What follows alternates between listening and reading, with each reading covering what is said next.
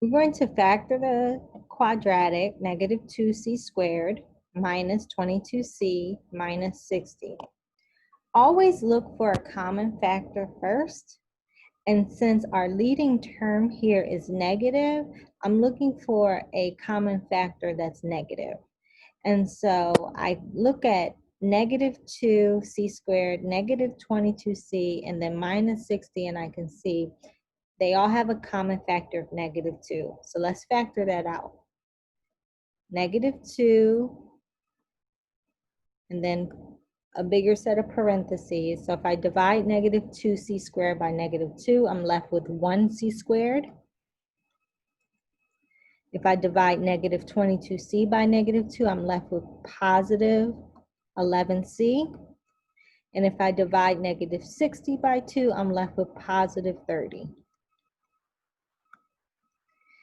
Now to factor the quadratic c squared plus 11c plus 30, I'm going to write two sets of parentheses. So let's first rewrite the negative 2. And then I'm going to put two sets of parentheses. Now my leading term c squared tells me the first position of each set of parentheses. So c squared gives me a c first in the first group of parentheses and a c first in the second group of parentheses. I have a plus and a plus here for my quadratic, so I know that my signs are going to be positive after my c, so I'm going to do c plus for both sets. And then, now looking at 30. What are factors that multiply to 30?